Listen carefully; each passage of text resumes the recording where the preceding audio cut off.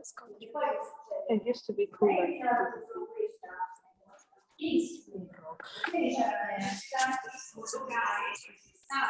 Excuse me. I did want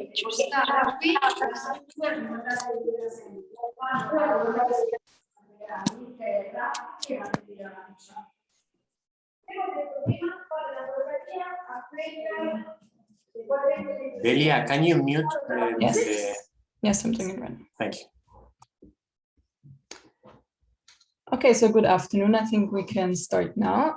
So thank you for joining our Global Transformation Club event today, and we will talk today about the Tigray conflict in Ethiopia. And I will start with introducing our speakers before passing it over to Borja, who is our moderator today. So our main speaker today is Luis Lechiguero. Luis currently works at the EU delegation in Ethiopia.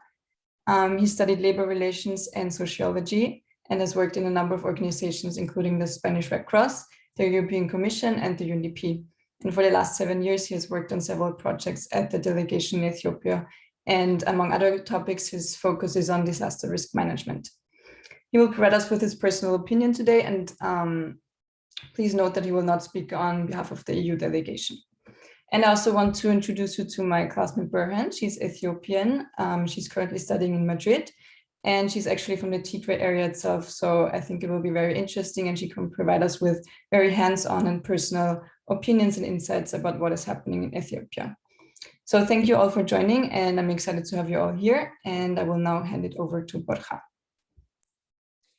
Thank you very much, Delia. Well, first of all, thanks a lot to the students who are part of the Global Transformation Club because they expressed their interest to talk about the situation in particular in Ethiopia. Well, they contact me because I've been teaching in the Master in International Development and as well in the Bachelor in International Relations, and they knew that I spent 5 years of my professional and personal life there. And is where I met actually Luis Lechiguero. I was working in the United Nations, and he was working as he is now in the European Commission. And I thought that Luis would be actually an excellent person because he has been already there for many years. And he's not a traditional expat, you know, that lives in a bubble and he's going from meeting to meeting.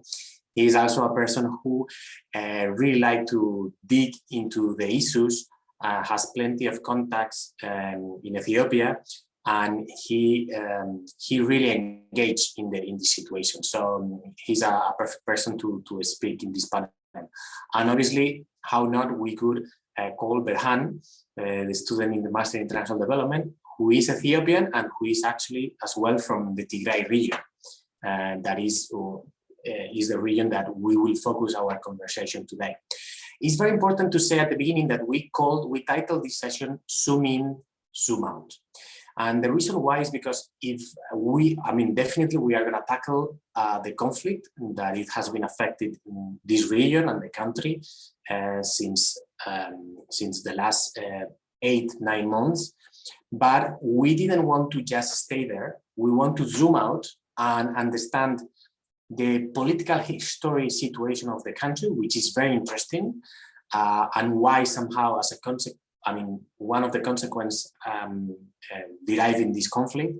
But we wanted to zoom out to understand that history and also to understand the political and economic transformation of the country, because it's very interesting. And only doing a zoom out sometimes we are able to understand the full story, because if we end up just discussing the details that are happening today, we will miss the opportunity to understand all the complexity that embrace this conflict.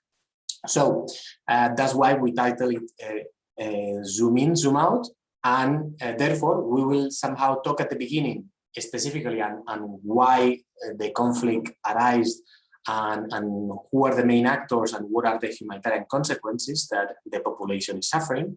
But also we will zoom out and understand what is going on in the country, what happened in the last years, how democracy is changing, and how the current Prime Minister became into power, and what are his main challenges, not only in Tigray, but also in Ethiopia. So therefore, I think if we achieve that goal of tackling all these dimensions, we will be able to understand better the complexity in the country.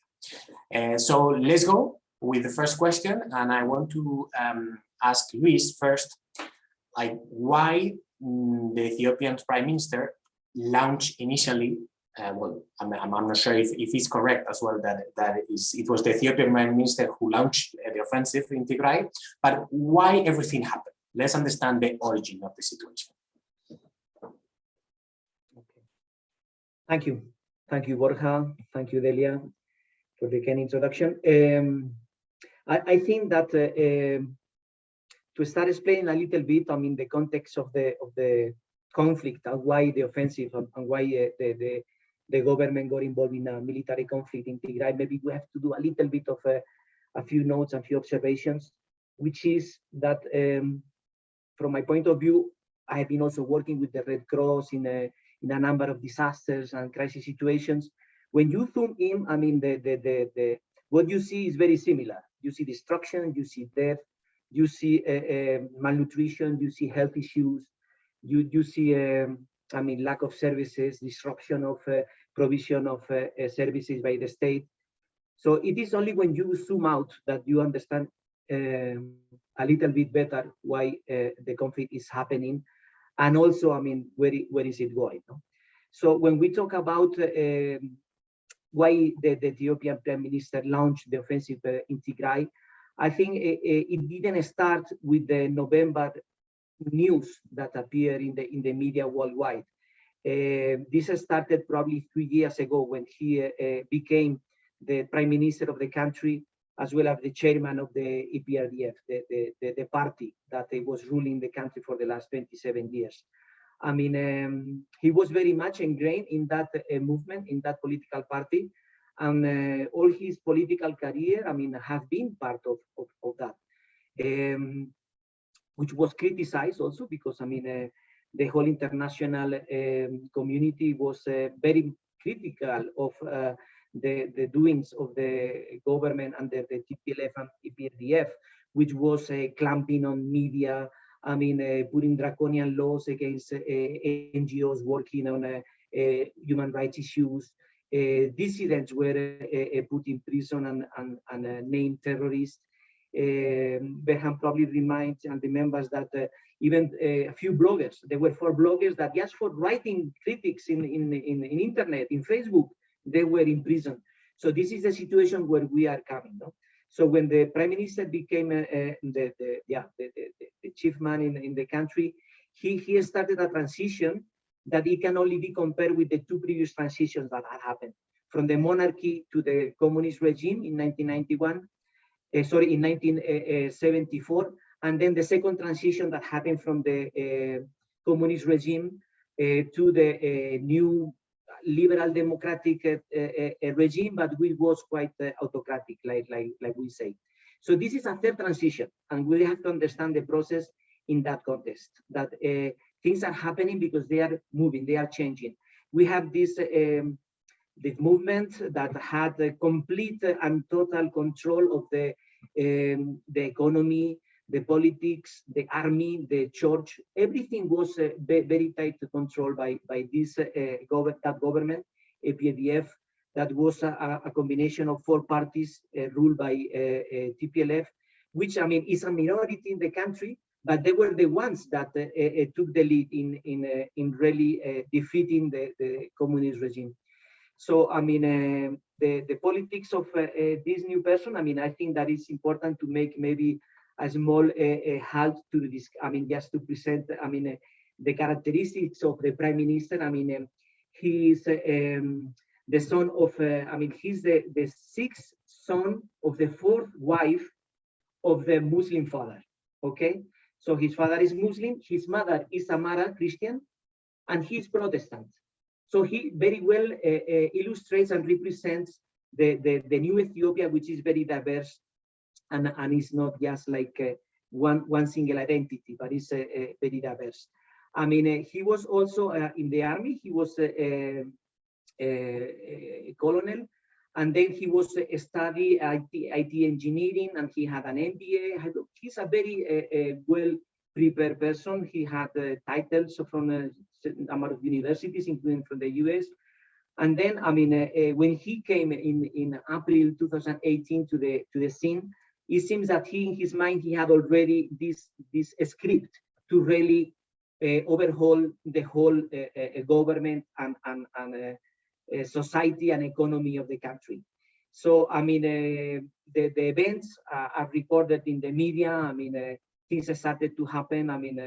The prime minister opened the prisons and then changed laws, brought in from Eritrea, especially, movements and parties that were in the opposition, like the OLF and others.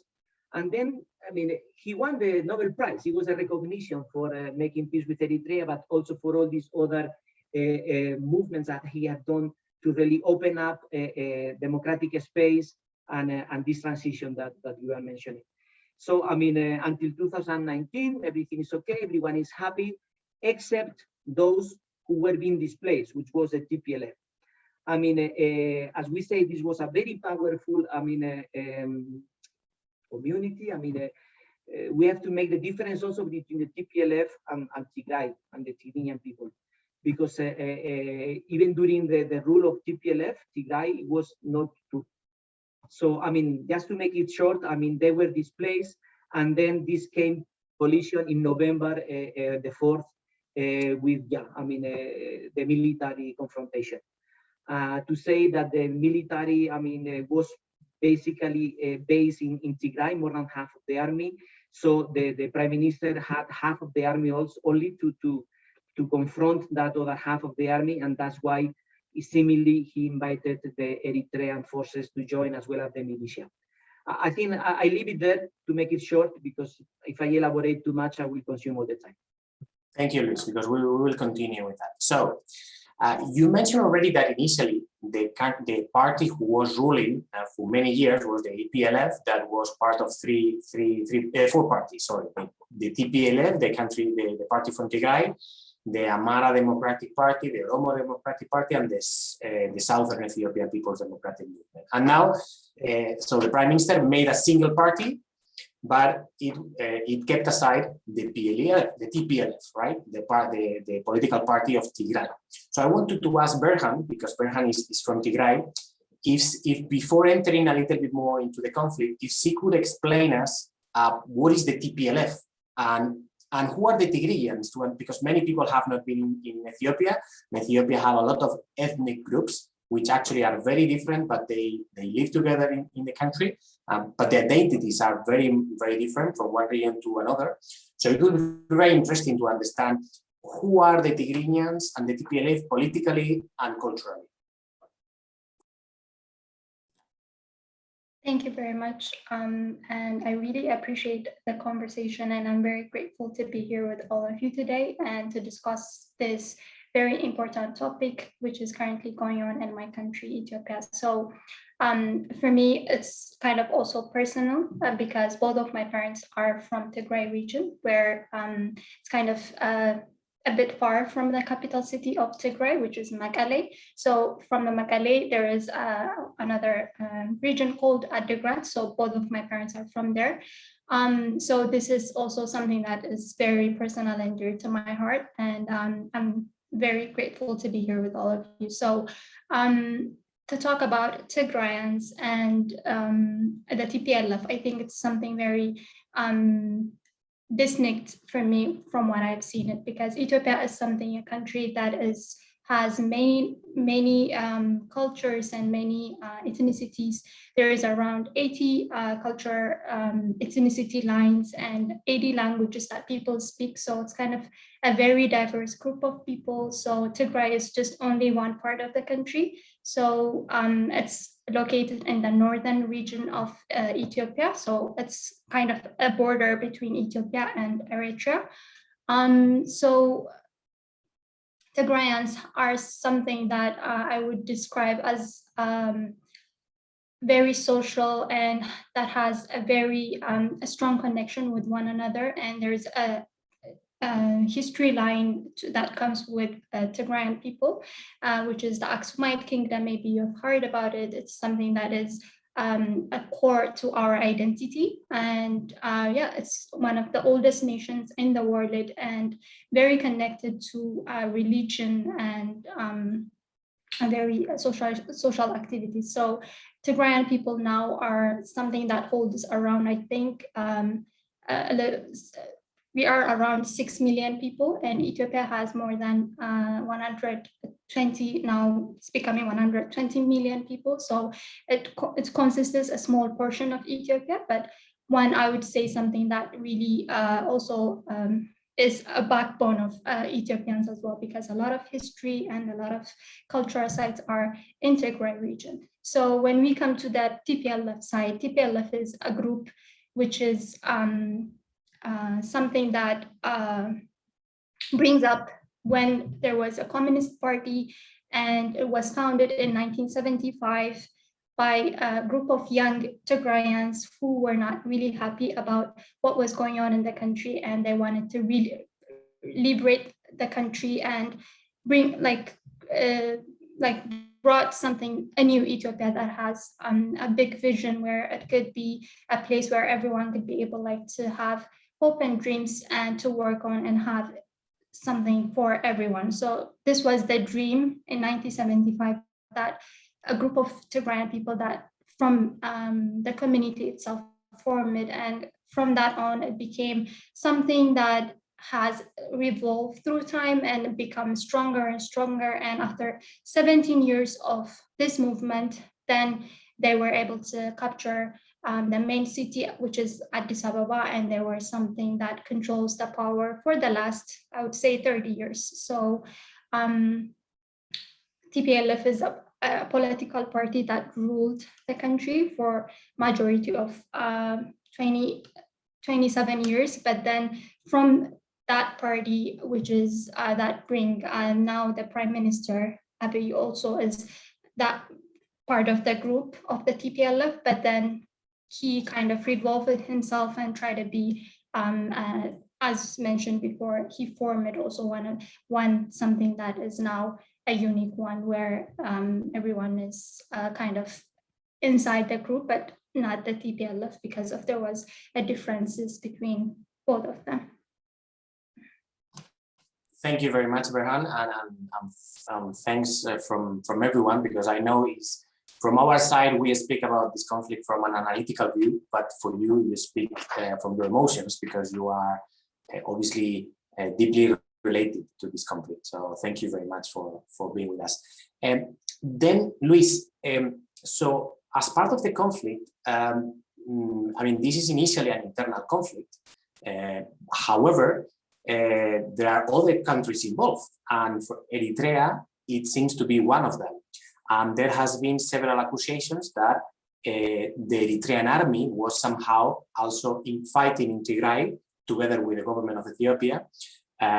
Even some people say dressed with clothing maybe of Ethiopian army. There were some accusations of some attempts against human rights there by the Eritrean army. But what I wanted to ask you, why and how Eritrea is involved? I don't know if I'm muted. You hear me? Yes. Okay. So, I mean, to understand the involvement of Eritrea, and especially if we learn that half of Eritrea, which is a country of no more than 3 or 4 million people, compared with Ethiopia, which, like Berhan says, is 115 or 120 million. Though there is, in Ethiopia, there have not been a census for the last 13 years. So we are not certain either. Everything are projections. But Eritrea is very small compared with Ethiopia. And half of Eritrea, it is from the Tigray ethnic group. So it is like, Eritrea, half of Eritrea and Tigray, they are from the same bloodline. They speak the same language. They are like from the times also, old times. They are also Orthodox Christian from the Tawahedo church. They eat the same food. They dress very similarly. And still, they had a very deadly war in 1998. To say that this has been always a relation, love-hate, because the defeat of the dead regime, the EPLF and TPLF, which was the Eritrean also Liberation Front as well as the TPLF, they were working together. In fact, when the TPLF, Meles Zenawi, one of the main founders of the party, goes to the mountains to integrate to fight against the communist regime.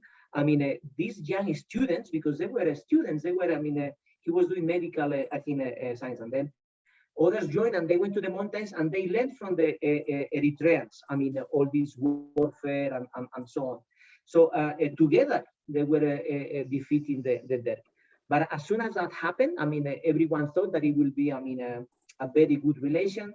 Then in 1993, Eritrea had a referendum that had been agreed in advance, and they became independent because there is something that this is independence they were looking for more than 30 years, because they had been under the rule of the Italians, as well as the US, Russia, Ethiopia, even from the time of the emperor.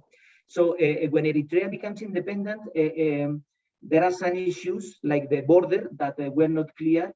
But the main, and that's a personal view, I mean, it was personality of the two main leaders of the two countries, Meles Zenawi and Isaias Afwerki, that they are cousins, I think. And I don't know if it's true or not. I mean, they say that they are related somehow. But anyway, they fought a war that the balance was more than 100,000 people there. And then, I mean, I can share, I mean, one of the maps. Let me see. Let me see, share screen. Yeah. So what I'm saying is there was a war from 1998 to 2000, and as I said, around 100,000. Luis, are you sharing the screen because we cannot see yet the map? You cannot see? No, right? No. You don't see the map? Can you try again? Okay. Okay. You sorry. Don't worry. Now, do you see now? No. Okay. So I can try. You can keep talking, and I try to show them because I think you send them my email. Okay. So okay. Yeah. You please do share. Okay. So sorry.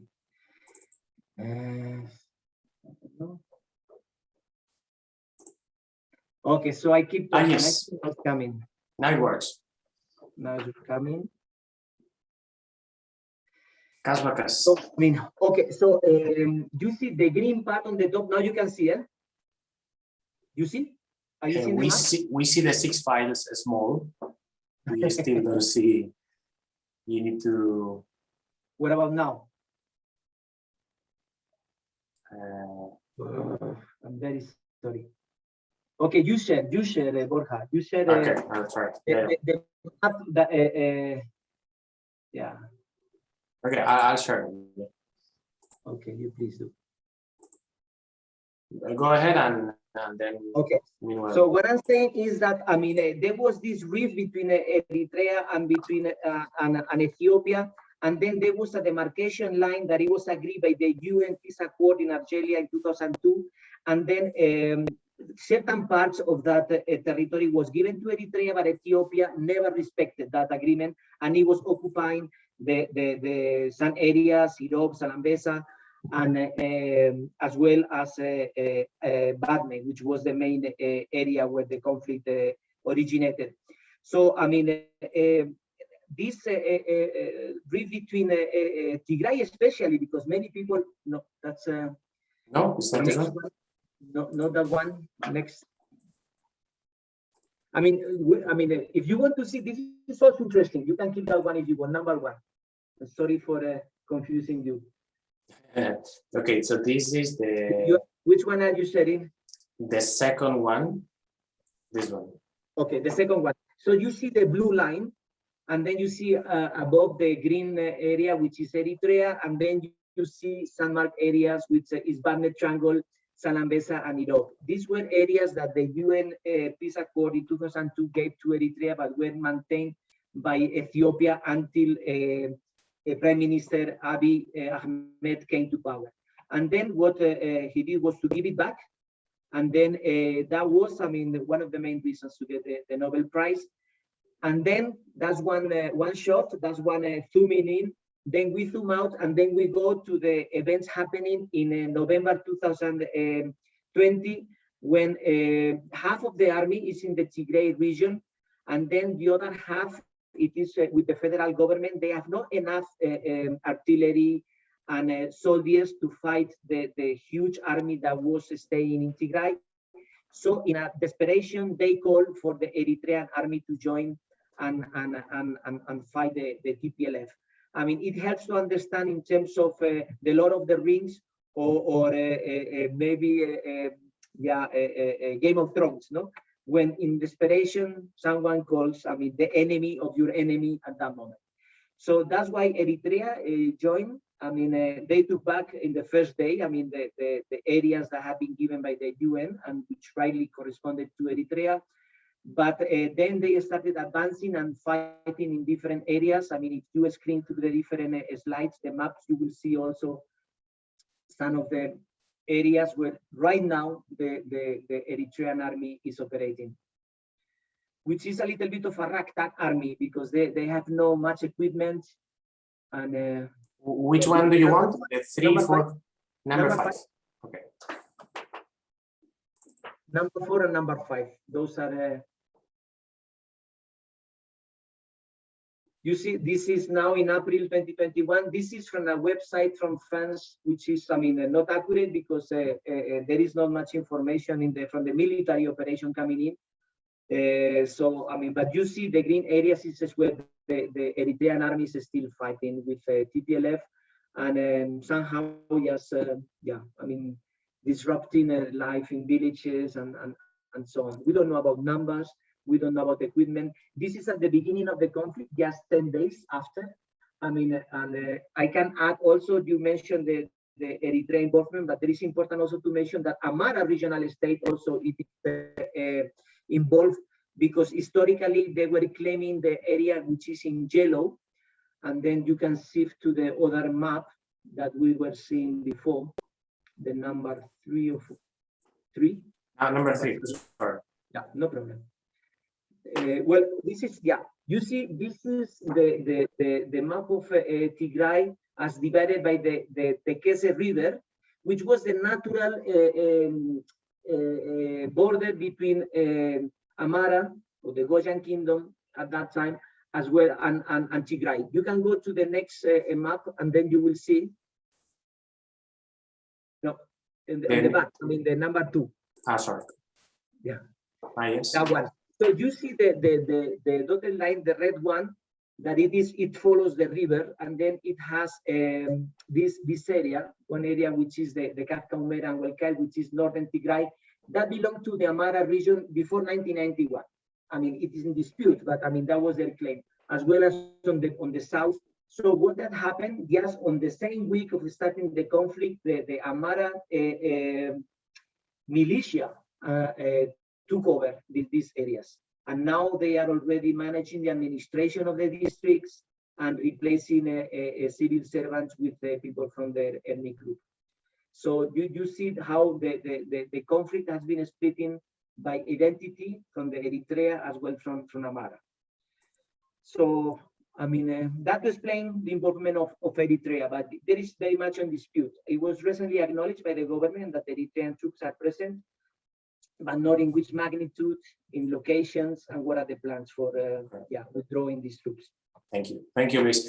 And then the last question before zooming a little bit out, it will be important. Well, now we know the players, the origin of the conflict, and what are the humanitarian consequences. Berhan also worked for the World Food Program, that is the biggest UN organization worldwide, who is in charge of providing initially of covering food malnutrition and to reduce food insecurity, but also manage a lot of information of this conflict, and is one of the first organizations to open the humanitarian access, something that is currently, unfortunately, restricted in some areas. So Berhan, could you explain further what are the numbers and the current humanitarian consequences that population is suffering there? Yes, that is true.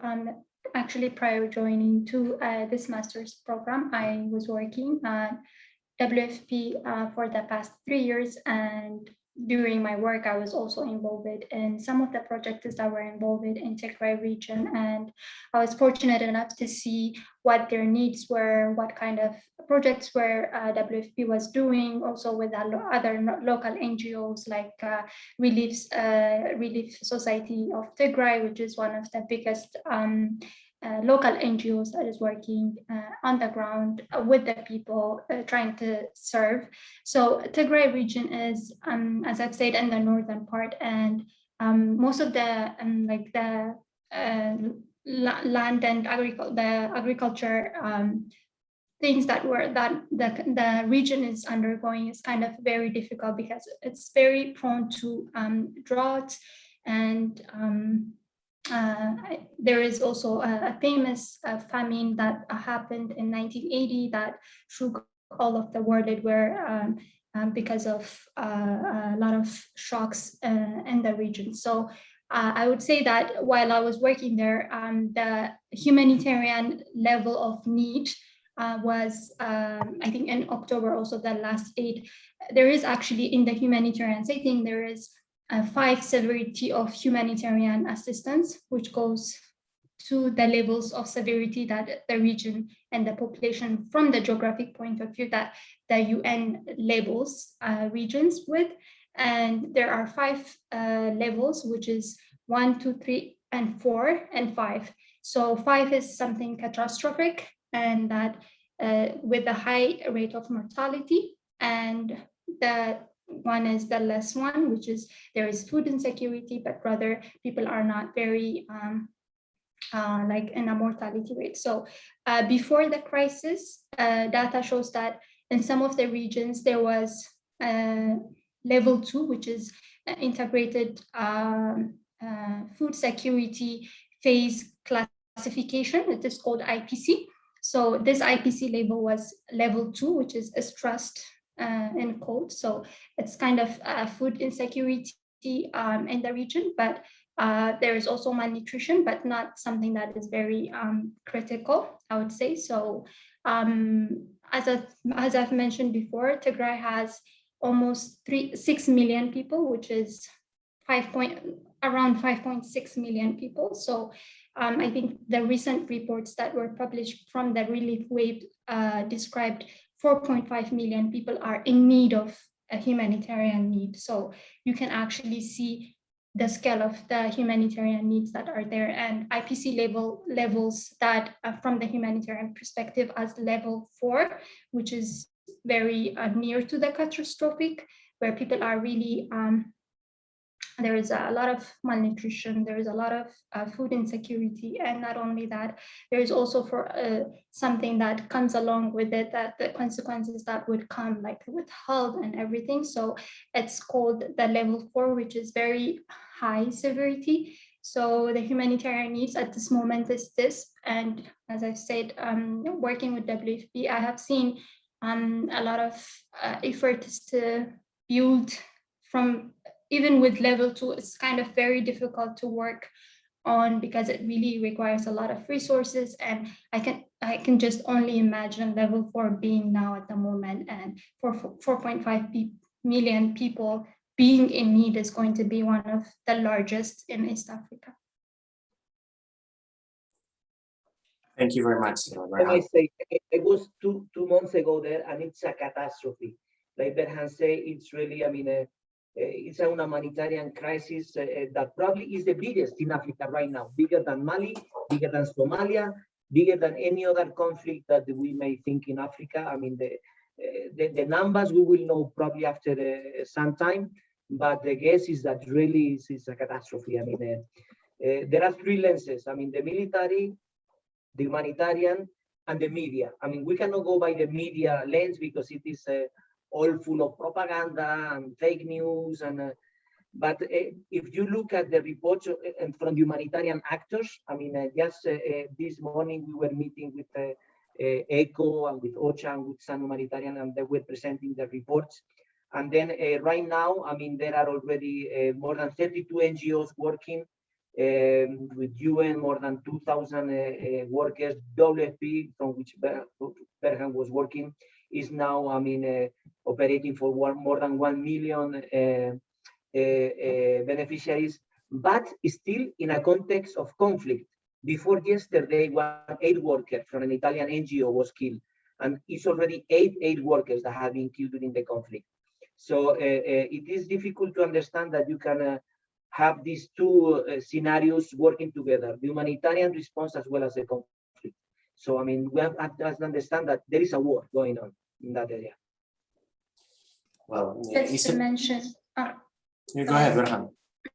Yeah, just one thing to mention as well, like the humanitarian access from the beginning of the war, we can actually see that WFP pleading to have an access, because I have a lot of colleagues working there and they were actually really begging even the government. And I remember that from like one of the calls from my colleagues, they said that David Beasley was actually really begging the Prime Minister to give him access, like personally, with a personal call, calling him to give access for humanitarian workers to reach those people who are in need. But there was nothing that was being able to.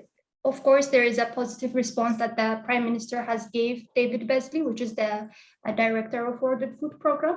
And maybe you have seen him in different medias, and he's trying to work. He has also been like WFP won the Nobel Peace Prize in 2020, and he was also working together to build peace. And I think one of the things that really makes this humanitarian crisis even more is that because humanitarian access was not given to the organizations from the beginning of the war, because there was denied, like I think 4 months through the conflict, there was no access to have humanitarian access go inside of that. And even if when they do, there was a lot of reports and abuses, and also like a lot of humanitarians were aid workers. I think until now it's reported 9 aid workers being killed. So it's a very difficult situation, even for the humanitarian perspective, to go in there and work. Yeah. Well, it's a real pity. I don't know, as an anecdote, I don't know if you have watched the movie Bohemian Rhapsody, when Queen is playing again in a concert in Wembley that was called Live Aid in 1985. That concert actually was collecting funds for the famine in Ethiopia, in the region of Tigray. And there was a humanitarian crisis that was a milestone for those who are very keen in studying humanitarian affairs, because the Derg regime was not allowing humanitarian access to the Tigray region during that famine. So it was just a documentary of the BBC who discovered the catastrophe that was happening there, and the international community somehow was very much aware, and they organized different concerts, right? And after that situation, there was actually some regulations in the UN and internationally to push countries to open access for humanitarian access, actually, when there was a catastrophe, right? So it's a real pity that almost 40 years ago, in the same location, we are experiencing, or they are experiencing in a different context, but a similar humanitarian catastrophe. So let's zoom out. So Luis, so the Prime Minister is facing general elections very soon this year.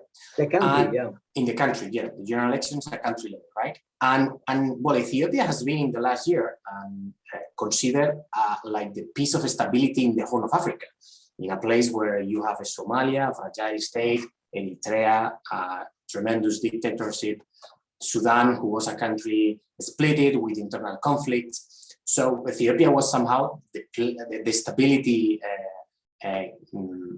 key, right? Yeah.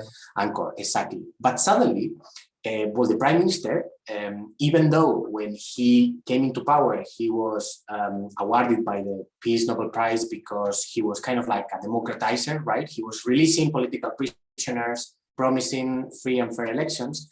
But it looked like that path to democracy in general, and actually this is studying international relations, and maybe some of you have studied some of the papers, when countries move to dictatorship to democracy, in that path, there is usually wars. And before this event in Tigray, well, the Prime Minister was suffering many different issues with the Oromia, with different regions, basically, with nationalism that was happening in different regions in Ethiopia. It happened with Oromia, that is the most populated region in Amara, and actually I think the Tigray party and the Oromia party are considered now terrorist groups in Ethiopia, but still the Oromias and the Amaras, there is a lot of nationalism there. In Benishangul Gumuz, a region that no one's talked almost nothing about it, there is a lot of displaced people and there is internal tribal conflicts. Ethiopia had peace troops in Somalia just to control as well the situation, but now in Afar and Somali there are problems. In the border with Sudan is very unstable. So suddenly it's what we call in Spanish a polvorín, is very unstable. So, how do you see this situation, the current political situation right now, Luis, in Ethiopia, and how the Prime Minister somehow can control this and what he can expect in the next general elections? These are 2 or 3 questions. So yeah, sorry. But it's the last one, so then I will open for the audience. Sorry. We are talking now about the region. No, true. The Horn of Africa, has been a polvorín for many years. No, since they opened up the channel in 1869, there has been, really a place of conflict, true that, this conflict, of any other conflict in Ethiopia, we cannot blame colonialism, because it was one of the few countries, or the only one in Africa, which was never colonized. So we cannot blame the politics or policies of European countries and so on. But it is true that right now there is a new geopolitical scenario in the area that affects also the conflict. No, like I'm just giving an opinion that you hear on the streets, is that because now Ethiopia is weak because it's fighting each other, Egypt is taking advantage to really bring the issue of the dam, for example. No, and then I see one of the questions, like we are going to talk about the role of Sudan. Sudan, it just went last year, 2 years ago, through a transition itself from a military government to a still in a transitional government, that with a civil personality as prime minister, no, with Hamdallah Hamdok. So Dr. Abiy was instrumental of making that change in Sudan. So what happened in Egypt, which they are very upset with the dam, because it will be the biggest dam in Africa, and it may affect the flow of water that goes through Egypt, which is so dependent. 90% of the population of Egypt is alongside the river. So they are afraid that if Ethiopia decides to close or to use maybe the water for irrigation or something else beyond electricity, it can affect the very existence of Egypt. For many years they were involved in disturbance, no, when it was Al-Mushi and so Ethiopia built up the dam. Now is up to 80 or 90%, and then with this situation of weakness, the military government of Al-Sisi is using the situation to push Sudan to make also some military operations and disrupting the border issues that they have also with Ethiopia. So this, if you open even more the zoom out, you have to bring in the US, because the US it is relying very much on Egypt for the peace process in the Middle East. And to please Egypt, the US is taking sides and is pushing Ethiopia to really come to terms with the conditions that Egypt wants to put on the dam. I don't know if I explain myself, but truly, it is getting into the geopolitics of it. But at the same time, Eritrea, who was also very much isolated for many years, now came to prominence because of the role that had been given by Saudi Arabia in its conflict also with Qatar and Emirates. So Emirates have now a base in Eritrea. Saudi Arabia, it was also very instrumental in bringing economic support to both Eritrea and Ethiopia. The role of Turkey, that it is using the whole Red Sea as its new scenario for expanding its politics and economics. The biggest embassy of Turkey in the world is in Somalia, in Mogadishu. We have China in Djibouti with its first military base outside China. It is in Djibouti. So, I mean, the Horn of Africa is very charged again. I mean, and we have to remember that this is one of the areas in the whole world where secession has happened. I mean, you have Somaliland from Somalia, you have South Sudan splitting from Sudan. I mean, Eritrea also from in '93 from Ethiopia. So secession it happens in the Horn of Africa. So that's why, I mean, many analysts are looking like, what will happen? We don't know. I mean, you asked about elections. I think that will be key because it will decide the legitimate government finally in the country if the elections are clean and are done according to law and principle. That will happen on the 21st of June. But there are many challenges and logistics. They were saying yesterday they need 9,000 trucks to bring the ballots to these faraway places. So we don't know. I mean, there are already few areas like Tigray will not participate. I mean, there are some areas in Benishangul which will not participate either, as well as in Oromia. But I mean, still, I mean, more than 40 million people are called to cast their vote. So let's see what happened on the 21st. And then a lot of it depends on it. And right now, the party that he's leading, the Prosperity Party, I mean, try to occupy the political space of the PADF, but there are many others who were in opposition from outside Ethiopia, and now they are in the country, and they are having chances, especially in Addis Ababa, because there will be also municipal elections. There is a risk, there is a chance that this may be taken by someone else. No? So, I mean, it is very open-ended process.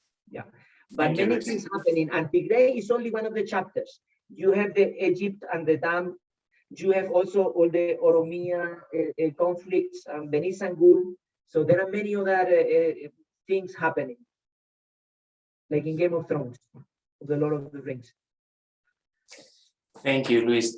So I have a final question for Berhan, but maybe we can do it at the end. And meanwhile, Delia, if you want to moderate questions from the participants. Sure. Does someone have a question? I think, Daria, you asked in the chat. I don't know if you want to follow up on this or someone else. Yes. Thank you very much, first of all, to the speakers and to the club for organizing this. My question touches upon the role of Sudan, not necessarily with regards to the Grand Renaissance Dam, but more to the probably going to butcher this name, but to the Al-Fashaga region. Because, I mean, Sudan has used Ethiopian refugees coming into the country and the power vacuum created through the conflict with the TPLF. I think that's the order of the acronym, to expand its influence in that region and even declared sovereignty over it May 1st.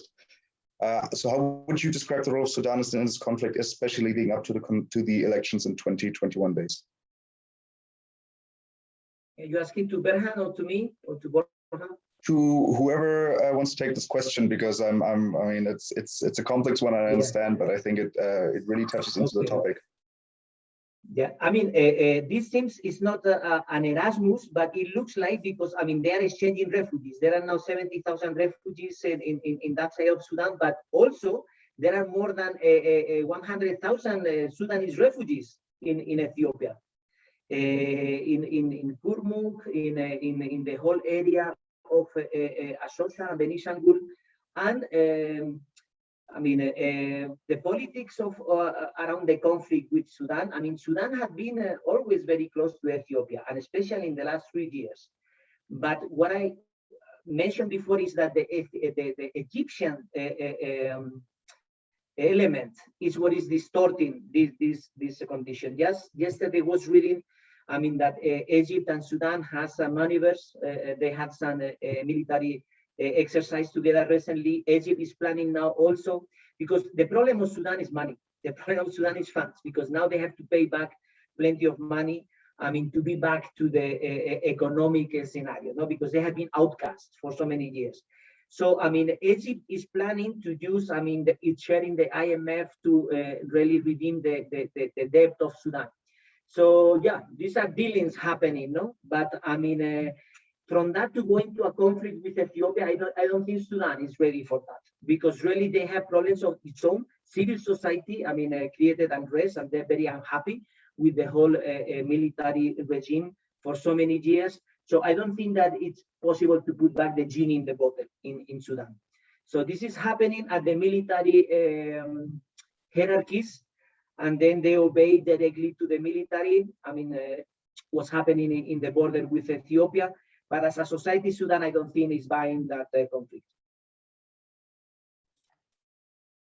Just to add Dario's question, I think from your perspective, I understand that there was some elements of reported that Sudan has something to do with with the Ethiopian to have with the conflict.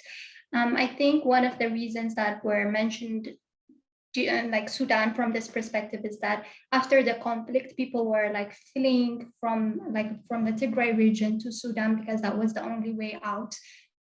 Because as I've mentioned, Tigray is at the border from Eritrea, and Eritrea is now taking part in the conflict. So people could not really flee to Eritrea, but rather through Sudan. So people were fleeing from that, and the federal government and the Eritreans really did not want the civilians to move forward. So this is also one of the things that were reported as a Human Rights Watch really declared it as one of the inhuman things from both sides, that the government and the Eritrean side did not want anyone to flee to Sudan. So the federal government and from Amhara militants, they went to that place to told them that, you know, they have to close the border, but Sudanians, like the Sudan, defend themselves and try to say no, you know, because of that, there was a conflict between that. So they did not take a lot of role in this situation, but there was some kind of back and forth because of this reason, I would say, if that clarifies your question, Dario. Does somebody else have a question? If not, maybe Borja, we do the last question. No, let me do another question, because I mean, also Ethiopia, I mean, we are talking now about the conflict, but in the last 10 years was one of the hope of Africa, in the sense that it was growing. It was pretty well known that the GDP was growing. It was one of the fastest growth rate in terms of GDP globally, like growing at 10%, at 10%. It was an example because Ethiopia was building the growth transformation plan, that is kind of like a 5-year plan, very similar to Soviet countries, but following a path in their development, very clear, with a government very strong, with a state that was very strong, but in a way was stable and growing. If we somehow take aside the political conflicts and so on, Luis and Berhan, from your opinion, what are the next or the coming economic challenges of the country? Because I think it's very interesting as well to talk a little bit about them.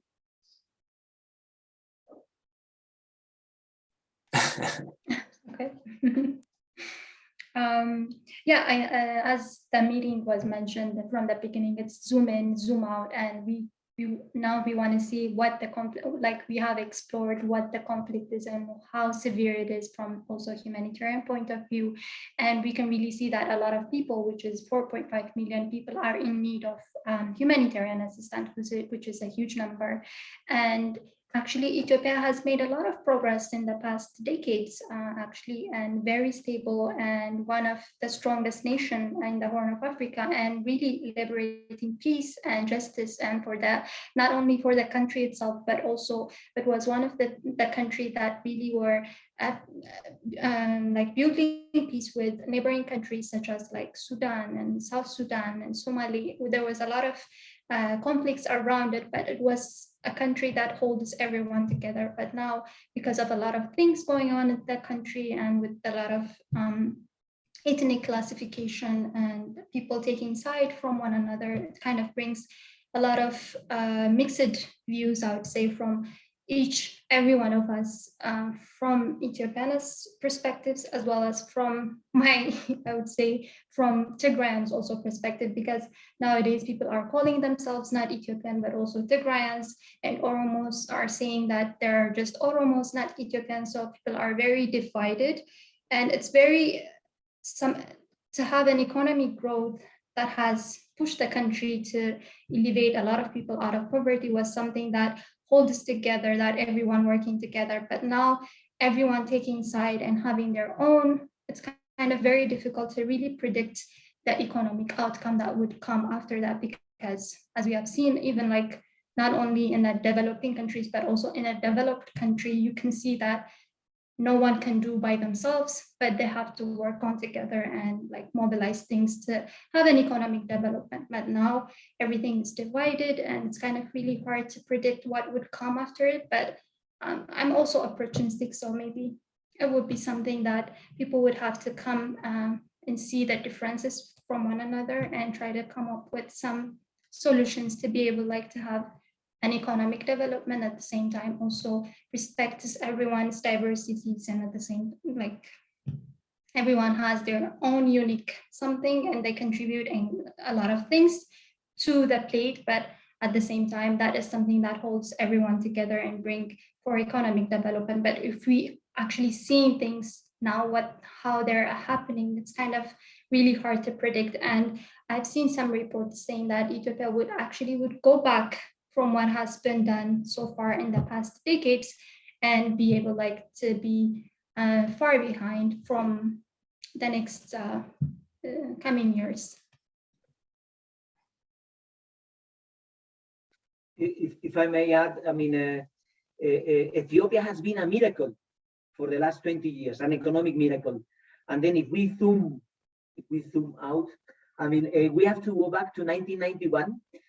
Meles Zenawi, when defeats with the TPLF and the BRDF, the communist regime says, we won the military war, but now we have an economic war.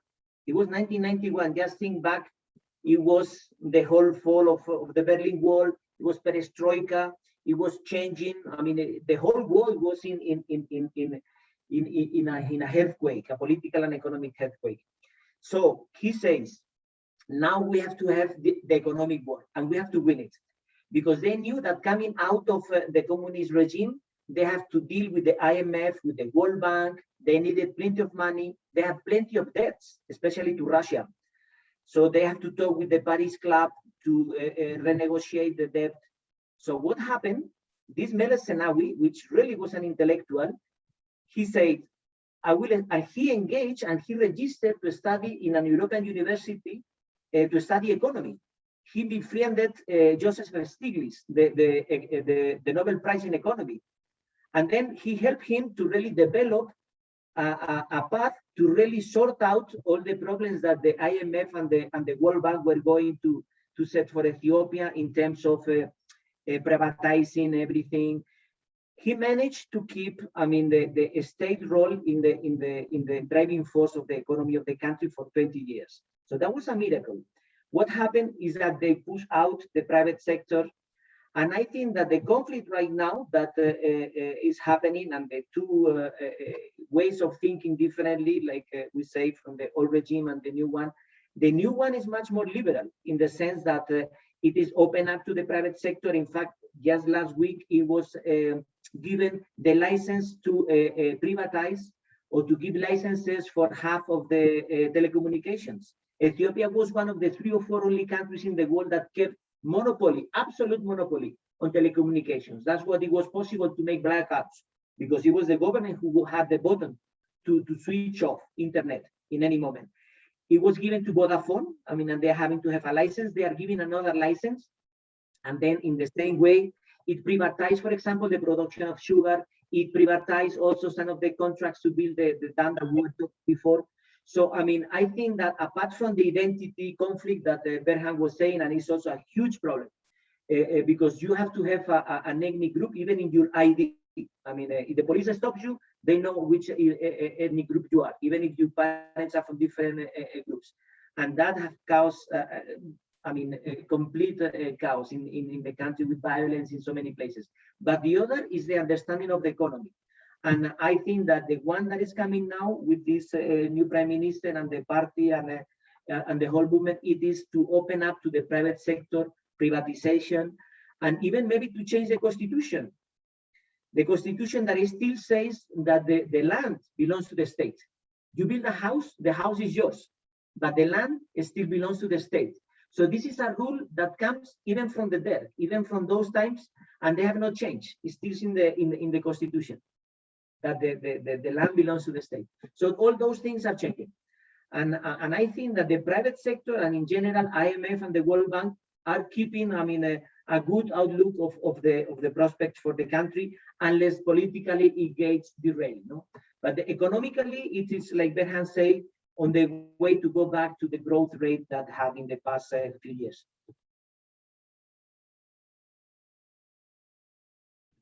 Dario, do you want to say something again?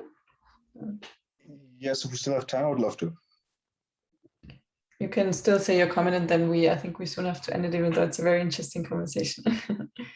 All right, and just to zoom out all the way, I would like to take this to the international level, because we've talked about the regional level, the national level. My question surrounds more or less to the international response, especially in November and December when the conflict was at its peak, because how would you describe it? Because I always had the feeling that because of the Nobel Peace Prize for the Prime Minister, the international community was more hesitant, especially because they wanted to preserve a strong ally in the region and the economic miracle. Because, it took a while until the international community realized what was going on with regards to the humanitarian crisis, or even with regards to the presence of Eritrean soldiers and alleged massacres in the region.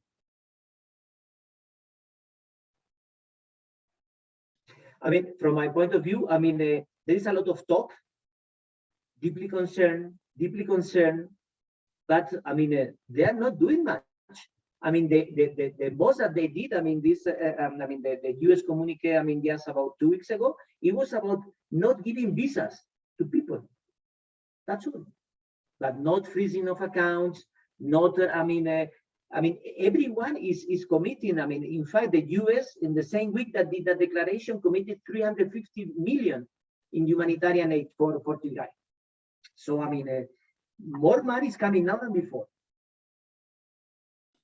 The World Bank made a commitment of 1 billion for the safety net programs.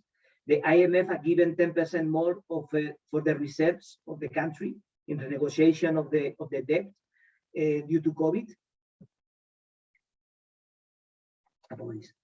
So, it's not like someone used to say, don't look at what they say, but at what they do.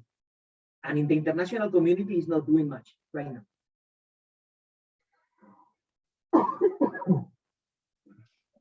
Just to add on that one, I think as a Tigran also, like I can speak now from that perspective as well. We feel like the international community has failed Tigran people, because there was a lot of reports that came, even like from family members, from phone calls, from eyewitnesses. You can really tell that people were really suffering, and really in the first few months, there was no connection in the Tigray regions whatsoever. So you could not really understand what the scale of the humanitarian need were, and how much abuse humanitarian, like from war crime perspective, and how people were starved, and like this is a human-made starvation that people were facing, and the international community was not doing anything. So this is something that really makes us feel like, oh, we're not considered as part of, as a community as itself. So there was a lot of anger. Still, there is a lot of anger from Tigrayan people that the international community did not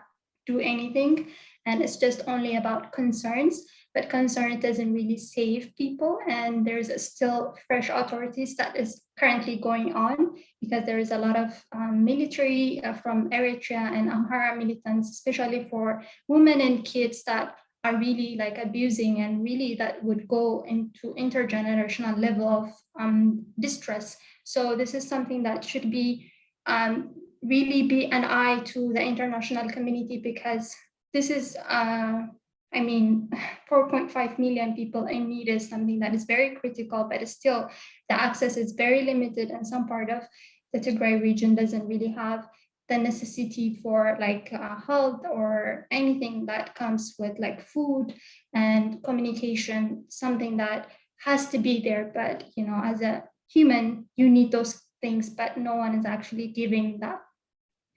Everyone is just actually looking back and see, oh, this is happening, but then nothing is on the ground. So it's kind of very devastating to think about, but I'm very hopeful that from this, actually from last month and going on, there is a lot of tension and there is a lot of international communities really involved to try to press, especially the US, to do something. So hopefully, as Luz mentioned, it's not something that is actually, but it's something hopeful for Tigrayan people. Yes, okay, something is now being watched. So how can we really make things go forward and try to bring justice to the people that were really doing wrong and still being wrong at this moment while we talk.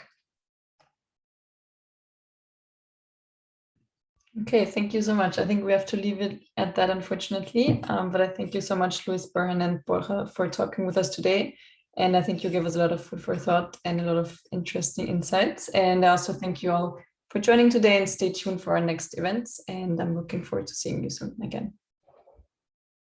Thank you. Thank you so much. Thank you very much. Thank you, Luis. Thank you, Berhan. A pleasure. I'm a second. Thank you. Bye. Thank you very much. Bye-bye.